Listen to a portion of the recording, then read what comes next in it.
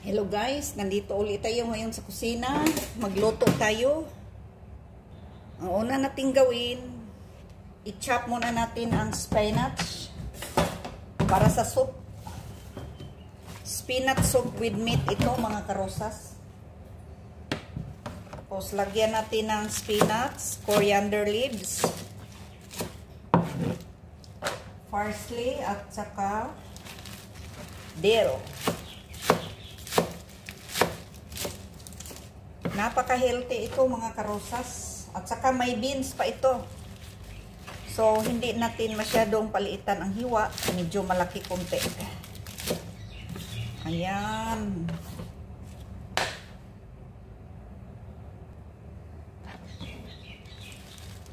So, tatlo lang ang kumain nito mga karosas. Ang amo ko, ako, saka yung anak niya. Pangatlo ang katulong.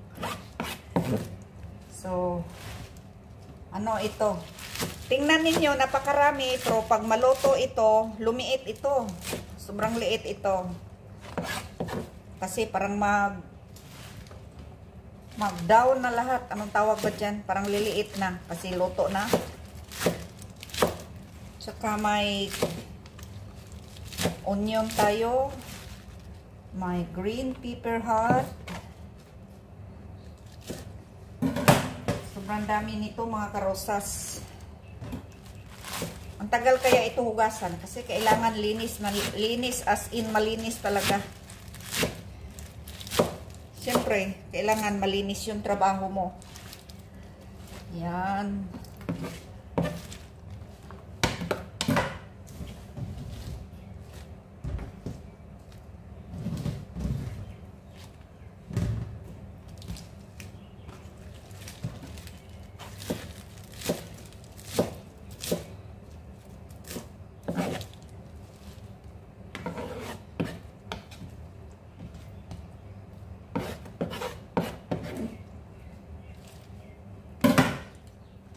Ayan, tapos na mga karosas. Pagluto natin ito mamaya, sobrang liit na lang nito mga karosas. Kasi pag gulay, mga dahon, pag maluto mo, sobrang liit na lang. So, lagyan natin ng dill. Itong dill mga karosas, pangdagdag sa bango.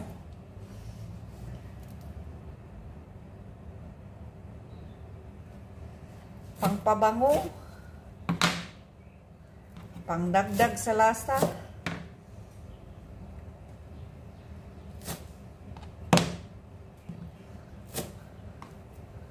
So, konti lang kasi. Pagdamihan natin, mangamoy na rin dill ang soup natin.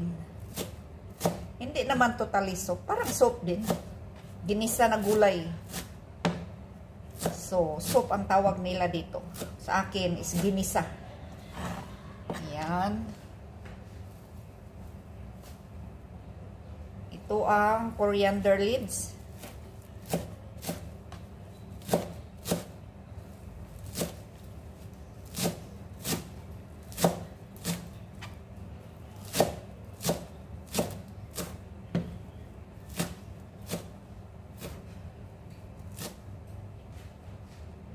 Isunod natin ang parsley.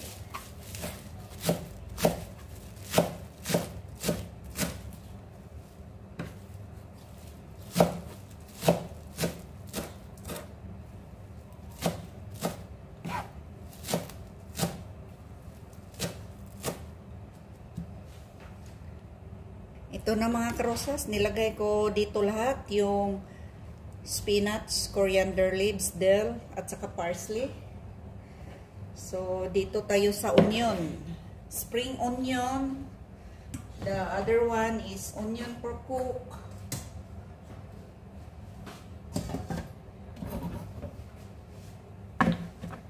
So, slice natin.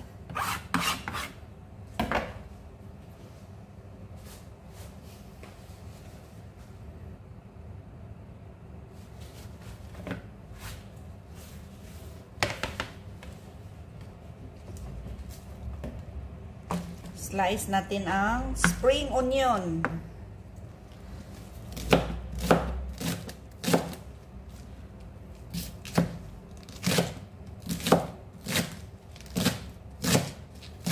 Ito ang buhay OFW. So, wag nyong isnabin ito mga kababayan ko. Kain kayo dito pag magluto ang amo nyo. Napaka-healthy nito mga karusas. Sino bang nagluluto ng ganito? Comment sa video below. Sa comment section. Sobrang sarap nito. Ngayon lang ako nakatikim dito. Dati ayoko, pero habang tumatagal, masarap na siya. At saka ano, healthy.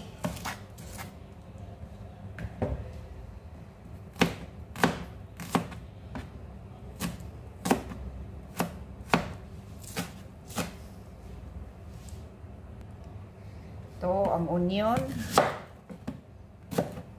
Slice natin ang onion. Aray.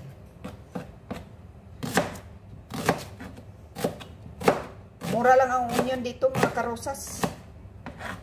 Sa Pilipinas, ang mahal. Ayan.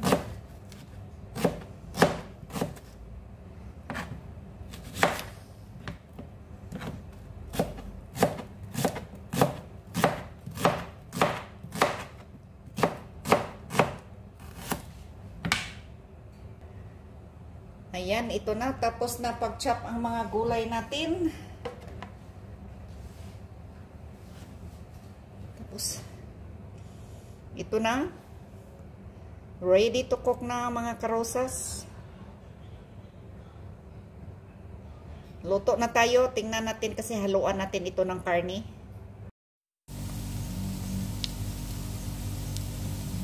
Ayan, ipa-brown na natin ang onion. Tapos, isunod natin ang spring onion.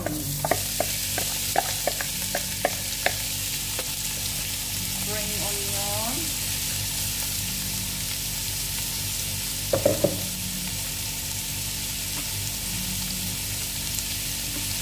Tapos, isunod na natin ang spinach at saka may halong coriander, parsley at saka dill. So, tingnan nyo guys. Marami, pero huhupa ito. Maliit na lang ito pag maluto na.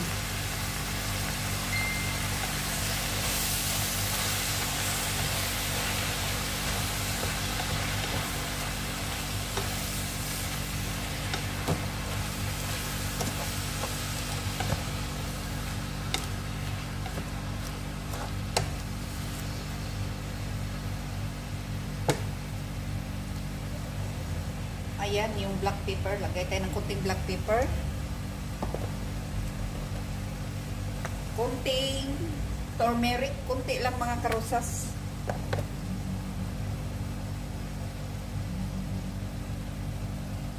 Saka maglagay tayo ng green hot pepper.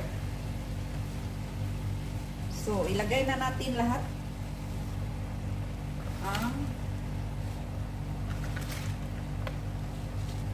Lagay na natin lahat ang spinach.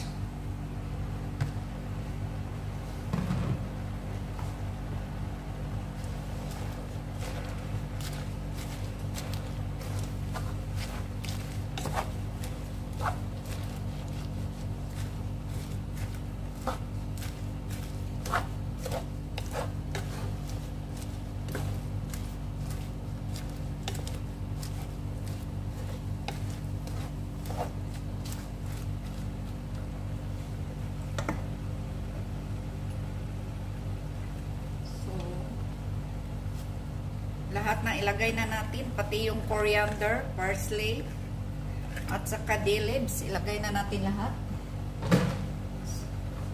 Ang karni mamaya na mga karusas.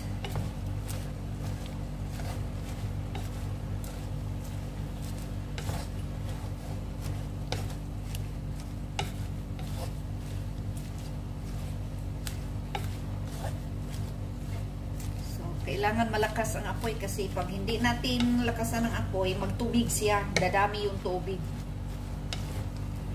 At saka kailangan paghugas nito, isugasan ng maayos. Pagkatapos paghugas, patuluin mo pa siya, i-drain mo yung water sa,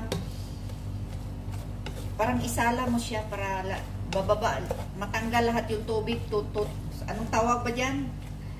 Para, para wala ng tubig. Anong tawag ba dyan sa Tagalog? Sinsya na kayo guys kasi hindi ko gaano marunong mag-Tagalog. Sinikap ko lang mag-Tagalog kasi may mga kaibigan ako na Tagalog kahit paano maintindihan nila ang bulok ng Tagalog. So kailangan pala patuluin natin kasi may mga tubig yan paghugas natin. Kailangan matulo siya. Mag-dry konti. Ayan.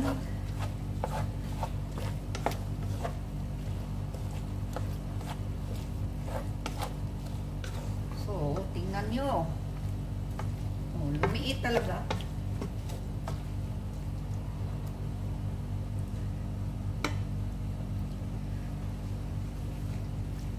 So, dito natin pwede na ilagay ang karni. Lagay na natin ang karni. So, tikman pa natin ang asin dito at saka yung anghang. Kasi gusto nila na medium anghang konti. So, ilagay natin ang karni.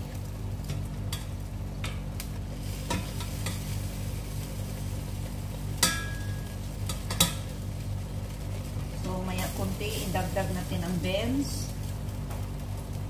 Wow! Very healthy.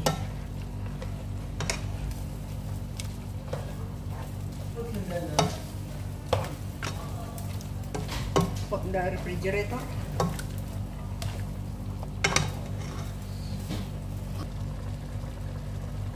So, ayan na. Nandyan ang karni. Hindi na to yun mahaloon masyado kasi sobrang lambot yung karni. Kasi niluto ko kasi una ko pinakuluan yung karni. Kasi para madali na lang.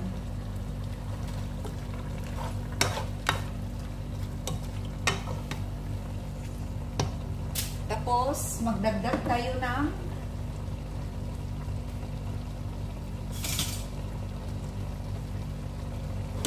maglagay na tayo ng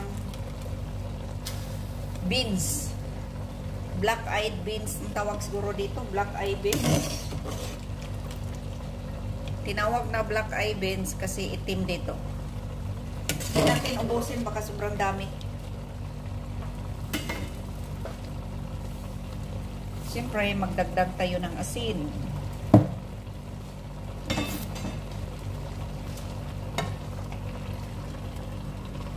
Wow!